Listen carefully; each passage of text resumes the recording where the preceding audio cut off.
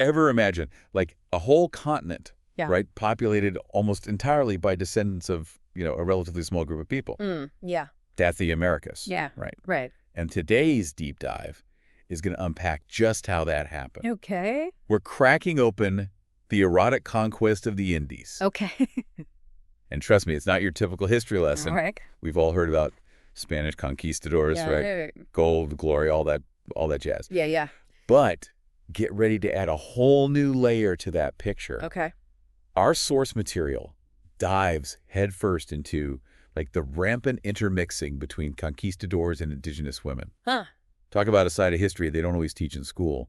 Yeah, it's a fascinating and, to be frank, deeply unsettling aspect of a very complex period. The book doesn't sugarcoat the brutality of the conquest. Instead, it pushes us to examine this massive culture clash through the lens of personal relationships, which is pretty wild when you think about it. Okay, I'm ready to unpack this erotic conquest. Mm. First off, who were these conquistadors? I mean, what kind of guy signs up for a one-way ticket across the ocean in the 1500s? Right.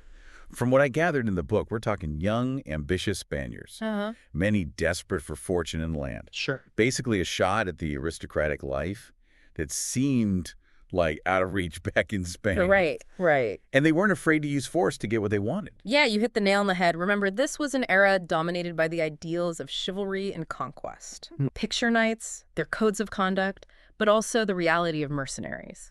Soldiers for hire, fighting for the highest bidder. A lot of these conquistadors were veterans of brutal wars in Europe. Yeah. They brought that battlefield mindset across the Atlantic with them. Wow. It's incredibly telling that Cervantes, who lived during that time, described the Indies as a refuge for the desperate of Spain, a church for the rebellious, a safe conduct for murderers, a shovel and a blanket for gamblers.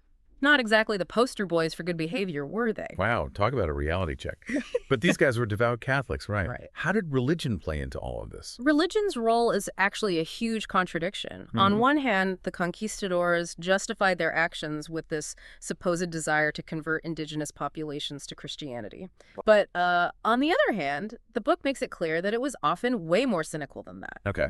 They used religion as a shield while simultaneously engaging in acts the church would normally condemn.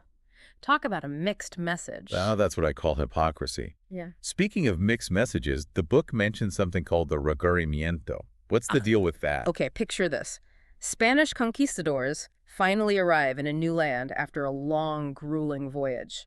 First thing they do, read aloud a document in Spanish, which the indigenous people obviously didn't understand, Wow. demanding their conversion and submission to the Spanish crown. You got to be kidding me. Nope. Totally serious. Wow. This document, the requerimiento, basically gave the indigenous population an impossible choice: convert or face just war. It highlights how the Spanish weaponized religion to legitimize their actions, even if the other side couldn't even understand the term. That's just, wow. It's easy to get caught up in the conquistador side of things, but this erotic conquest couldn't have happened without the indigenous women.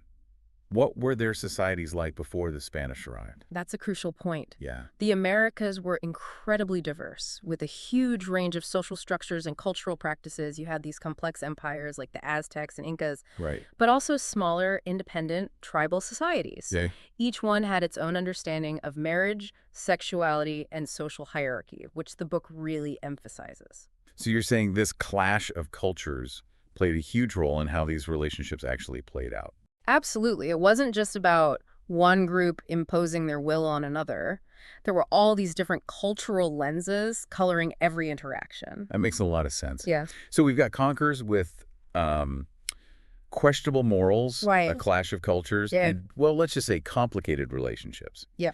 But how did this erotic conquest lead to the Americas becoming predominantly mestizo Yeah. with that blend of Spanish and indigenous ancestry? It's fascinating because the Spanish crown actually tried to discourage interracial relationships, at least initially. Okay. But with the sheer scale of the erotic conquest, it was practically impossible to control.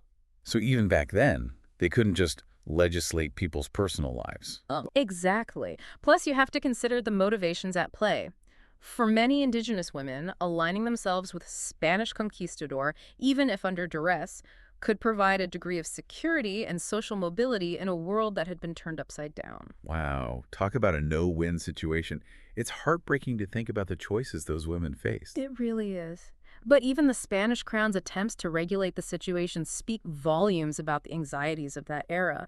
For example, they started sending over Spanish women, including prostitutes and slaves, to try and provide alternative partners for the conquistadors. Wow. They even debated the idea of ordaining mestizo priests for a while. They did. Why would they even consider that? It seems they saw it as a way to integrate this rapidly growing mestizo population into the colonial structure, but ultimately they decided against it, citing concerns about the disorderly conduct of mestizo men. It really shows how worried they were about maintaining control.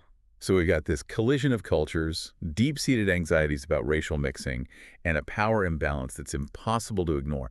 What a recipe for a complicated history. You can say that again. And all of those anxieties played out in some pretty shocking ways. One story that really captures this tension is that of Ana Carmona, the poet and queen of Zaragua. You probably came across her story in the book. I did. Yeah. She was known for her beauty, intelligence, and her attempts to navigate the arrival of the Spanish diplomatically.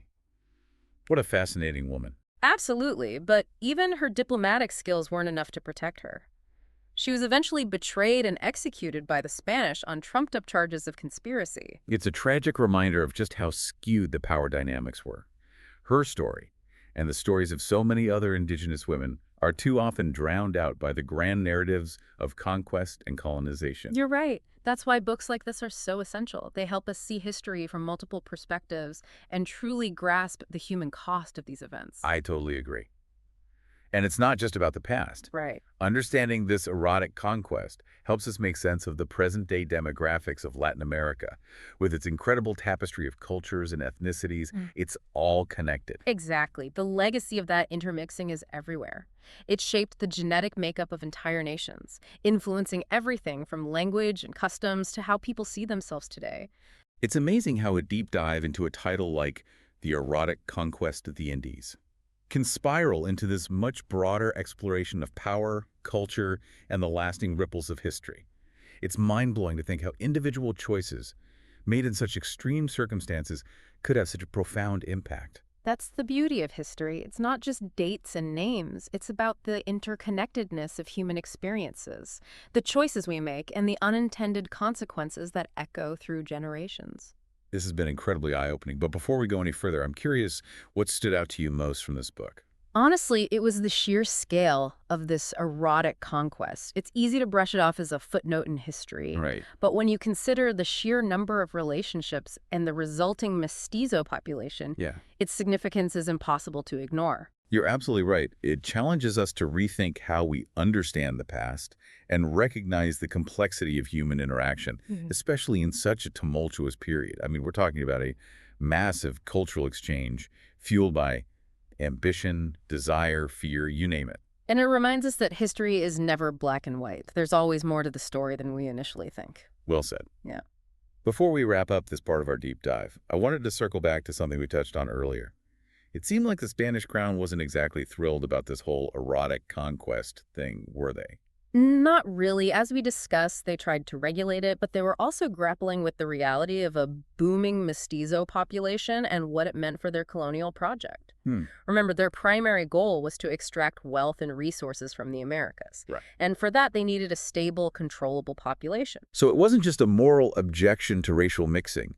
It was about maintaining control. Precisely. Which makes a lot of sense given the circumstances. Precisely, and that control extended to every aspect of colonial life. They established a strict social hierarchy based on race, with Spaniards at the top and indigenous peoples at the bottom. Right. Mestizos occupied this ambiguous in-between space, facing discrimination despite their growing numbers. It's amazing how much of that social hierarchy still resonates in Latin America today. Yeah. Centuries later, we're still seeing the echoes of those colonial structures in issues of race, class, and social mobility. It's like this ripple effect through time. Absolutely. And it all traces back to those early encounters, those complex relationships, and the ways in which power and desire shaped the destiny of an entire continent. It makes you realize that the past isn't really past at all, doesn't it? It lives on in us, in our cultures, and in how we view the world. You know, it's a testament to the human spirit that even in the face of such upheaval, there incredible figures like Anacaona, who tried to find a different way forward. Right. Yeah? It's easy to simplify history into good guys and bad guys. Hmm. But her story really throws a wrench into that. She tried to work with the Spanish to find some kind of common ground. Right. It makes her execution all the more tragic and infuriating. It highlights the limits of diplomacy when one side holds all the cards. But Anacaona wasn't alone. The book mentions other indigenous women who found ways to leverage their positions, often through strategic marriages or alliances, to protect their communities or even gain a degree of influence. That's fascinating, especially since history tends to focus on the male perspective in these grand narratives of conquest. Do you have any examples from the book about other women who navigated this chaotic period in such a way? Well, there's the story of Malintzin, also known as La Malinche. She was an indigenous woman who became a translator and advisor to Hernan Cortés. Oh, wow. I remember reading about her. Yeah. She played a pivotal role in the fall of the Aztec Empire, right? She did, but her story is incredibly complex. Some view her as a traitor, while others see her as a survivor who used her position to mitigate the worst of the Spanish conquest. Right. It's a reminder that judging historical figures through a modern lens can be tricky, especially when the power dynamics were so skewed. It's like there's no simple answer, no clear-cut right or wrong way to navigate a situation like that. You're just trying to survive. Exactly.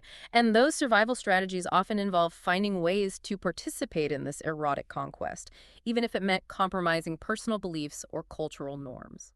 It makes you wonder about the emotional toll it took on those women. To be caught between two worlds, two cultures, with so much at stake. It's a perspective that's often overlooked. But it's crucial to remember that these weren't just passive players in someone else's game. They were individuals making incredibly difficult choices in extraordinary circumstances. This deep dive has really given me a new perspective on the Spanish conquest. I went in thinking it was all about battles and treaties, but the personal stories, especially those of the indigenous women, are what's really sticking with me. That's the power of history, isn't it? It's not just about the big events. It's about the individual lives caught up in those events, the choices they made, and the legacies they left behind.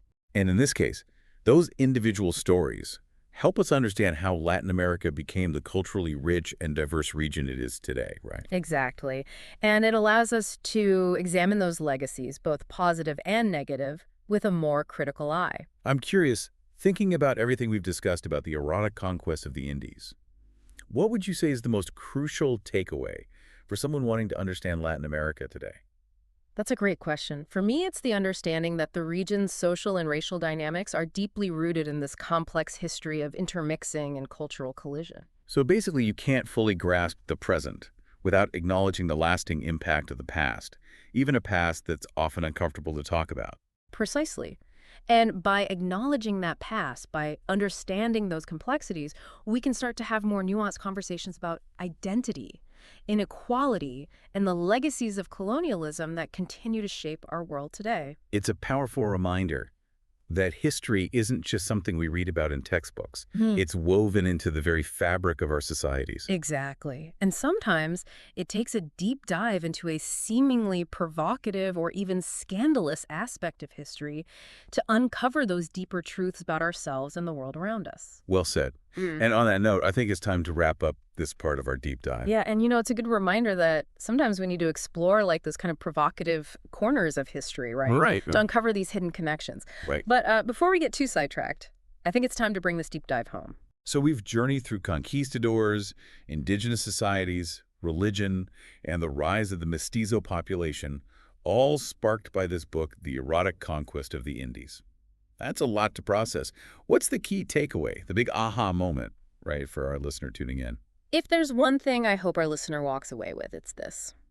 History is rarely black and white. Right. Especially when dealing with something like the Spanish conquest. Right. It's tempting to oversimplify, to see it as a straightforward story of us versus them. Right, but it sounds like that's a huge oversimplification. Exactly. The reality is far more nuanced. The erotic conquest of the Indies highlights those shades of gray, reminding us that every historical event, even the most brutal, is ultimately a story of human interaction, with all its complexities, contradictions, and unintended consequences. That's such a powerful point. It's not just about memorizing dates and battles. Right. It's about grappling with the messy reality of human choices and their ripple effects, sometimes centuries later. Precisely. And by engaging with those complexities, by questioning our assumptions and embracing multiple perspectives, Right. we gain a richer, more meaningful understanding of the world around us. Well said. It's like you always say, context is everything. Hmm. So as we wrap up this deep dive into the erotic conquest of the Indies,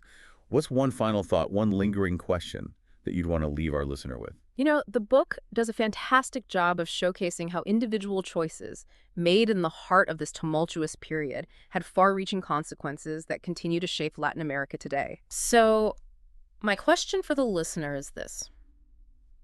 Knowing what we know now about the complexities of the conquest and its legacies, how can we as individuals contribute to building a more just and equitable future for everyone? Now, that's something to ponder. Yeah. It's a challenge, for sure, Right. but an important one. Yeah. It's on all of us to learn from the past, to acknowledge the complexities, and to work towards a future where those echoes of conquest and colonialism no longer hold us back. And on that note, this has been an incredible deep dive. Until next time.